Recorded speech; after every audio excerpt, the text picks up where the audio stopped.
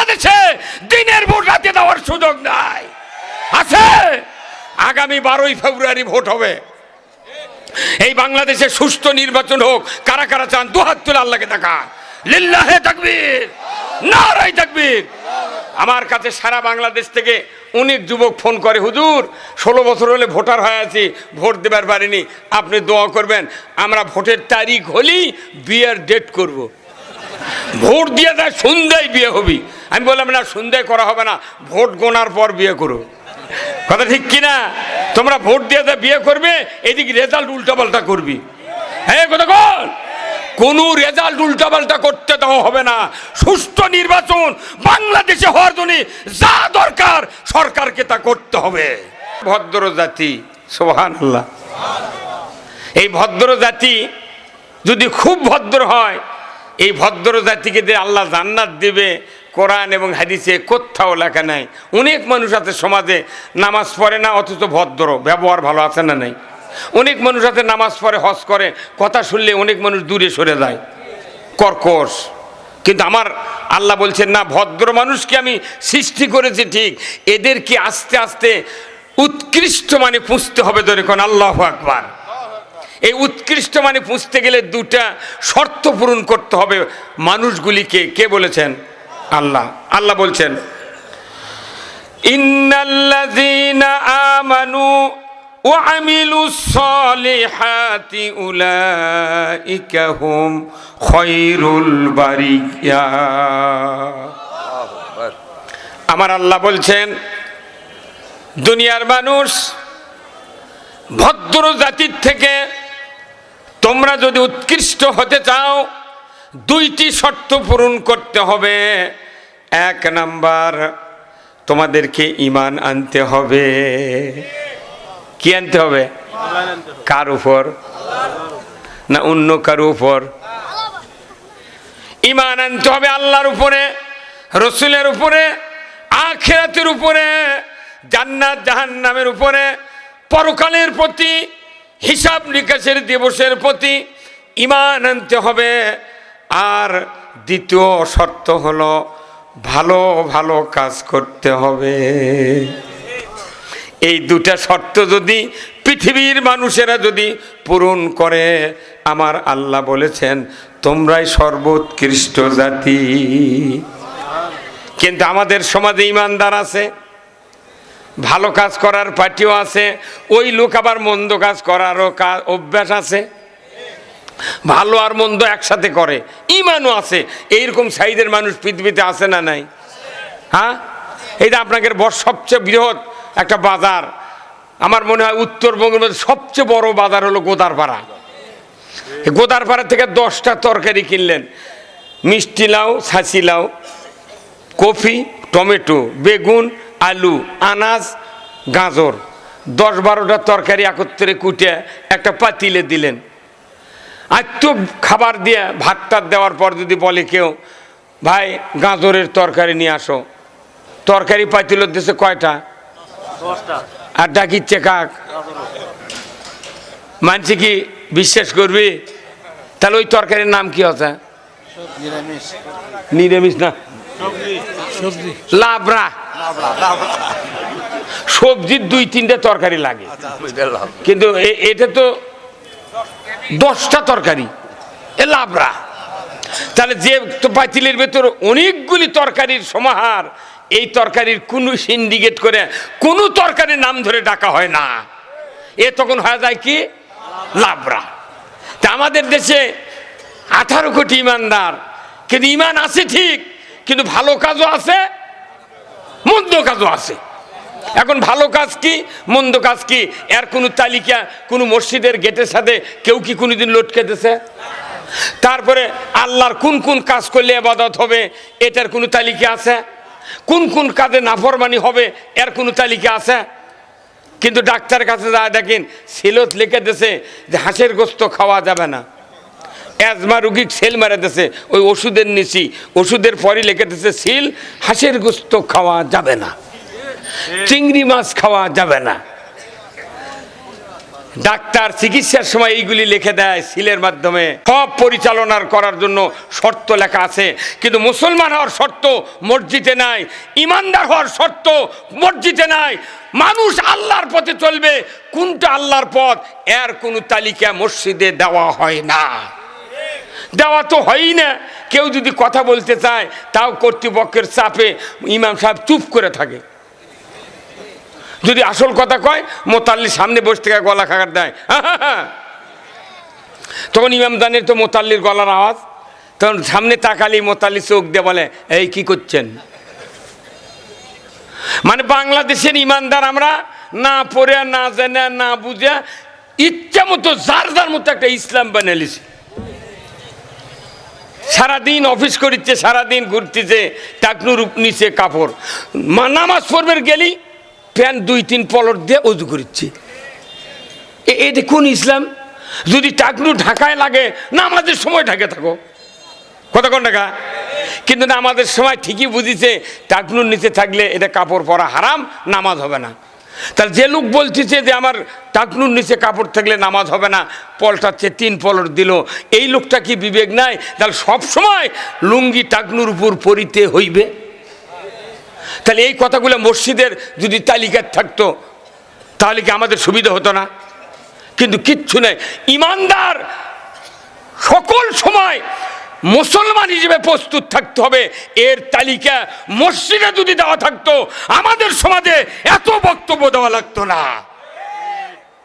কিন্তু মসজিদ এমন একটা প্রতিষ্ঠান, তার কোনো সিলেবাস নেই। এক এক মসজিদের ইমাম এক এক সিলেবাসে বক্তৃতা করছে ইচ্ছা মতো, কথা কন নাকি ভাই? তাহলে ইচ্ছা মতো সিলেবাস মানলে কি মুসলমান হওয়া যাবে? সিলেবাস কোরআনে কে দিয়েছেন? এ ভাই একটা কোরআন শরীফ দেন না, এখানে মাদ্রাসা একটা কোরআন শরীফ দেন। আমার ভাইয়েরা,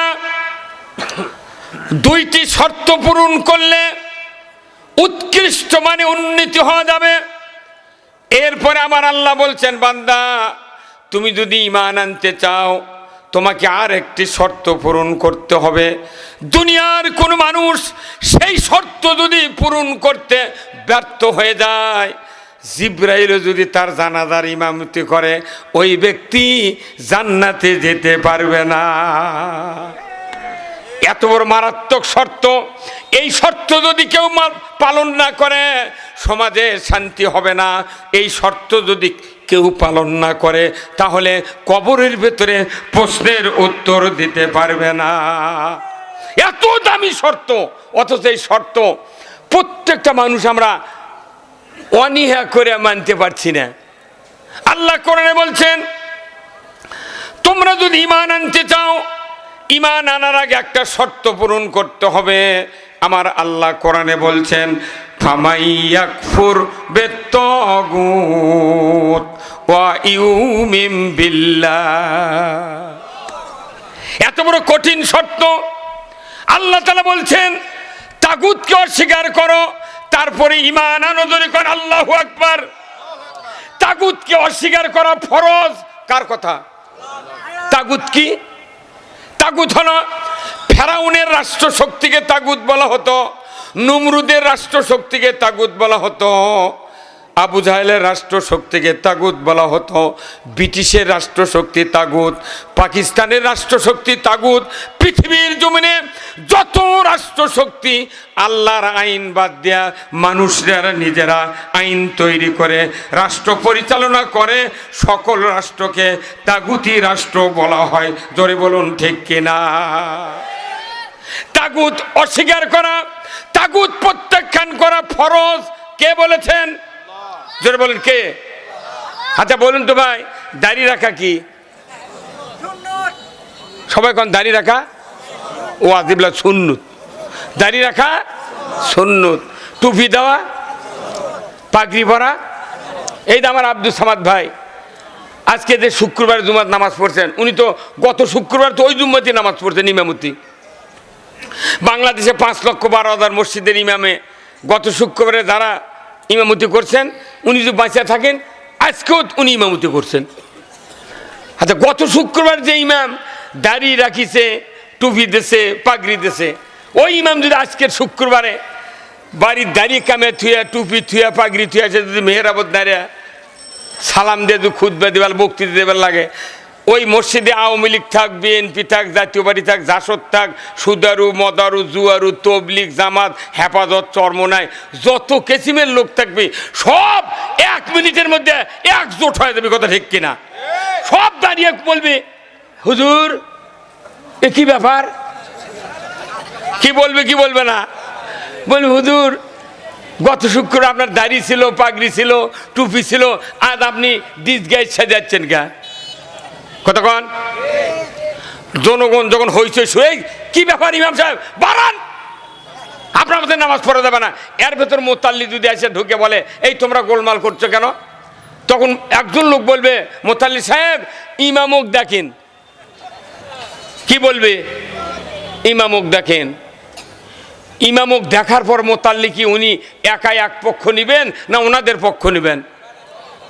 কোনো বক্তৃতা ছাড়াই দেখা মাত্রই উনি বলবেন এক রাখছুকে মসজিদের মধ্যে এতক্ষণ বার করে দিবার পারিস নি কে? হ্যাঁ কথা কন। তাহলে দাঁড়িয়ে রাখা কি সুন্নত? সুন্নত কাটিছে সবাই খাপা, সবাই আক্রমণ। দাঁড়িয়ে রাখা সুন্নাত, টুপি দেওয়া সুন্নাত, পাগড়ি পরা সুন্নাত, অথচ এটা যখন খুলে ফেলে দেয়, কেটে ফেলে দেয়, সমস্ত মসজিদের মুসল্লি একজোট হয়ে তাকে বিতাড়িত করে। আমার দুঃখ, আমার আল্লাহ বলেছেন দাড়ি তুমি কাটলি তুমি প্রতিবাদ করো, আর আমি আল্লাহ বলে দিলাম ফামাইয়াক ফুরবে তাগুত, তুমি তাগুতকে অস্বীকার করো। তাগুতকে অস্বীকার করা ফরজ, কার হুকুম? তাগুতকে অস্বীকার করো তারপরে ঈমান আনো।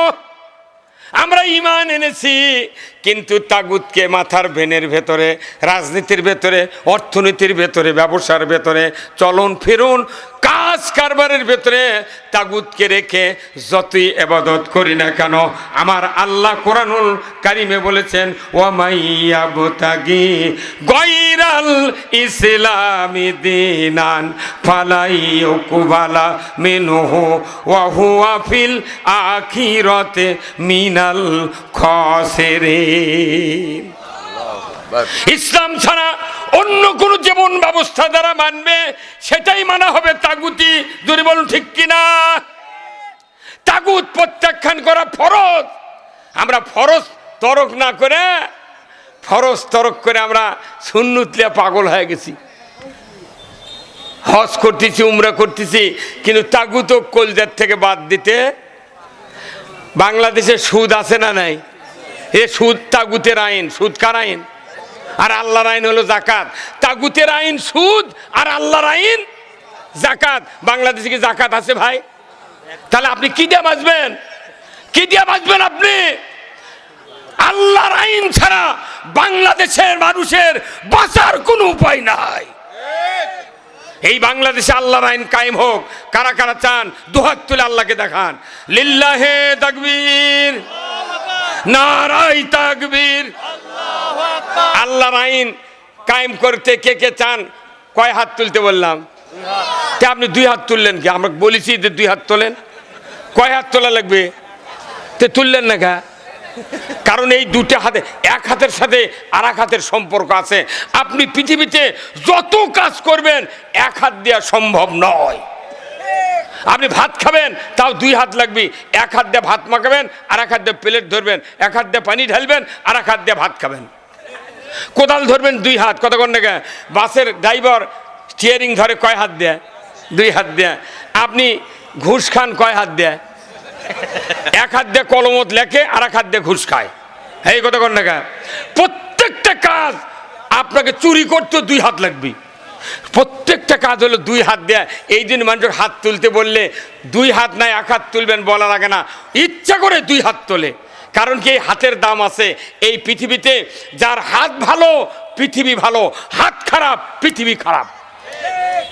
আল্লাহ কোরআনে বলছেন জাহারাল ফাসাদু ফিল বাররি ওয়াল বাহর বিমা কাসাবাত আইদিন নাস।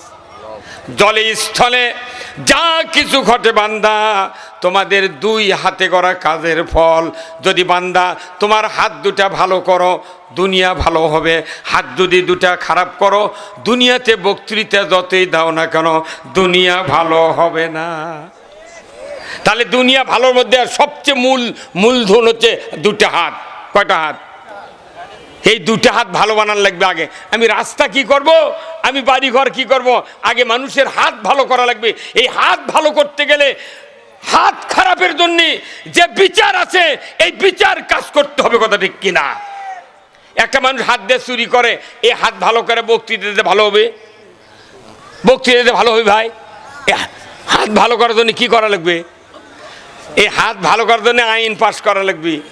এই যত মানুষ হজ করছেন উমরা করছেন সৌদি আরবত গেছেন, কোনো হাত কাটার লোক দেখেছেন সৌদি আরবত?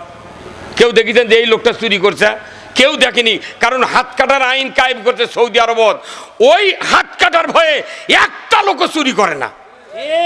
আর আমার দেশে হাত কাটার আইনের কথা কইলে মানুষ কইছে এরা হাত কাটা মানুষ পঙ্গু বানাবি।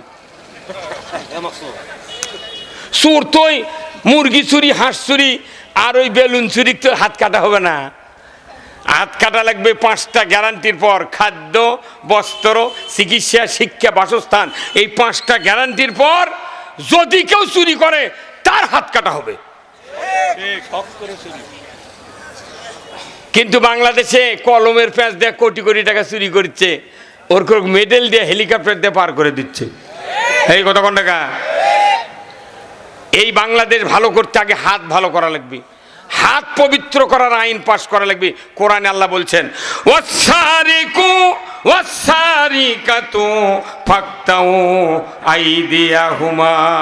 চোর আর চন্নি যদি ধরা পড়ে 5টা গ্যারান্টির পর যদি কেউ চুরি করে নৈতিক চরিত্রের কারণে, আমার আল্লাহ বলেছেন একটা চোরের বা নারী কিংবা মহিলার যদি হাত কেটে দেওয়া হতো, ডিসেল লাইনে দেখানো হতো, বিটিভি, এনটিভি, এসিটিভি, 21, 24, 71, 75 যুগান্তর চ্যানেলে যদি একটা চোরের হাত কাটার দৃশ্য দেখানো হতো, আল্লাহর ইজ্জতের কসম হুন্ডা চুরি, গরু চুরি, পুকুরের মাছ চুরি তো দূরের কথা, মসজিদে এক জোড়া জুতাও চুরি হতো না।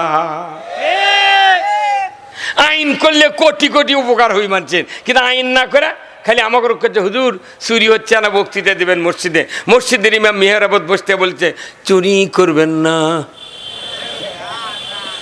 লোলেনি সুরে আমরা বলছি চুরি করবেন না।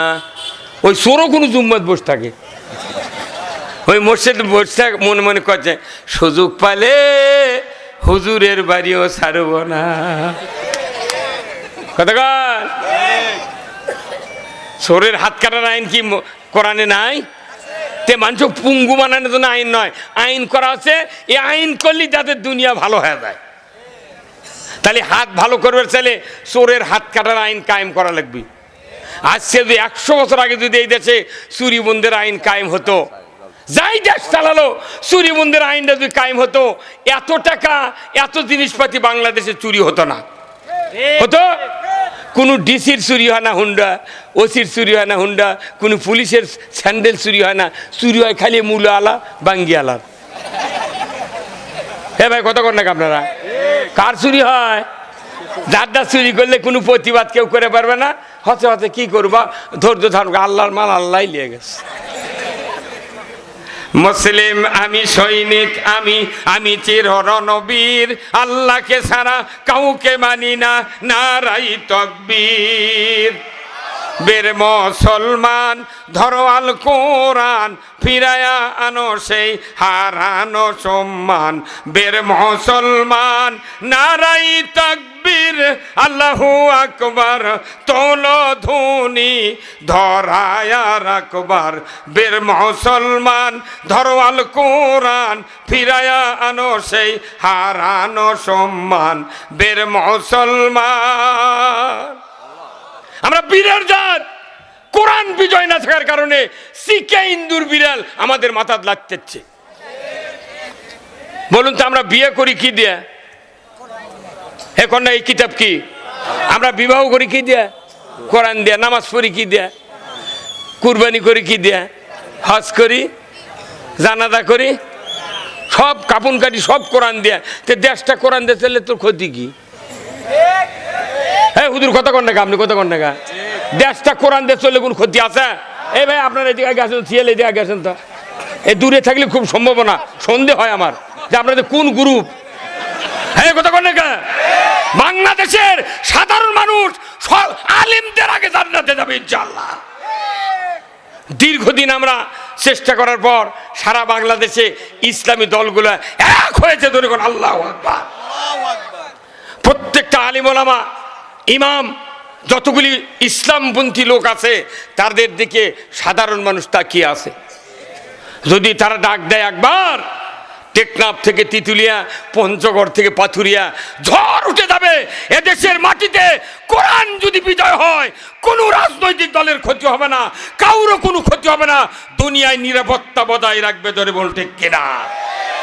এই কোরআন এসেছে মানুষগুলিকে মুক্তি দেওয়ার জন্য আখেরাতে, আর দুনিয়ায় শান্তি দেওয়ার জন্য। আজকে বাংলাদেশে জানা হচ্ছে কি হচ্ছে না? এতই জানা হচ্ছে, বুঝছেন? এখানে সবার মার্কেটে যা দেখেন, এক শ্রেণীর যুবক যুবতী ঘুরতেছে, খালি পাঁপড় খাচ্ছে। কি লাভ? কি লাভ? এক মাস রমজানের রোজা হয়, টাউনত বাজার করার মহিলা নিউ মার্কেটে দেখলে মনে হয় কচুর সাথে গলা দিয়ে মারা যায়। রোজা করা ফরজ, পর্দা করাও ফরজ। এক মাস রোজা করে 15 দিন থেকে একবারে মার্কেটে এই যে মার্কেট করতেছে, হাজার হাজার মহিলা মার্কেটও ঢোকার বুদ্ধি নেই। তাহলে এগুলো নামাজও হচ্ছে, মসজিদের ইমামতিও করছে, কিন্তু ইমামরা কোনোদিন এগুলো কথা করছে না। খালি সিভিট, লোকের হচ্ছে ক্যান্সার, সিভিট ওষুধ দিয়ে চলে যাচ্ছে। লাভ কি? আল্লাহর আইন দরকার। আমাদের সৃষ্টিকর্তা কে? যে আল্লাহ আমাদের সৃষ্টি করছেন, সে আল্লাহকে আইন দেন নাই? এই কোরআনে আইন আছে না? তো সে আইন মানতে লজ্জা কেন? আর এই আইনের কথা বললি কিছু কিছু লোক কয় তোমরা আবার রাজনীতি করছ। আরে বা, তুই রাজনীতি করিস, আমার করলে অসুবিধাটা কি? রাজনীতি যদি কেউ না করেন তাহলে আপনি জান্নাতেও যেতে পারবেন না, জাহান্নামেও যেতে পারবেন না। রাজনীতি করে জান্নাতে যাওয়া লাগবে, আর রাজনীতি করে জাহান্নামে যাওয়া লাগবে। আপনি কোন রাস্তা বাঁচিয়ে নেবেন? কোরআনকে জিজ্ঞাসা করেন। কোরআন বলছে কি? লা ইয়াস্তাবি আসহাবুন নারি ওয়া আসহাবুল জান্নাহ। আল্লাহু আকবার। যারা জান্নাতি হবে তারা হবে এক ধরনের, আর যারা জাহান্নামী হবে তারা হবে আর এক ধরনের। কারুর সাথে কারু তাহজিব তামুদ্দুন, কৃষ্টি, কালচার, অর্থনীতি, রাজনীতি, সমাজনীতি, কারুর সাথে কারুটা মিলবে না। দুইটা গ্রুপ থাকবে, একটা হবে জান্নাতি গ্রুপ আর একটা হবে জাহান্নামী গ্রুপ। ধরে বলুন ঠিক কিনা? দুনিয়াতে মিক্সার অবস্থায় আমরা যদি বসবাস করি, কিন্তু কবর থেকে যখন হাসরের ময়দানে উঠব, আমার আল্লাহ কোরআনুল কারিমে সূরা ইয়াসিনে ঘোষণা দিয়েছেন, ওয়ামতাজুল ইয়াউমা আইয়ুহাল মুজরিমুন। কিয়ামতের দিন আল্লাহ তাআলা বলবেন, হাসরবাসীরা আজকে হাসরের ময়দানে বদকারেরা, বেনামাজিরা, সুদখোরেরা, যারা অন্যায় করেছিল পৃথিবী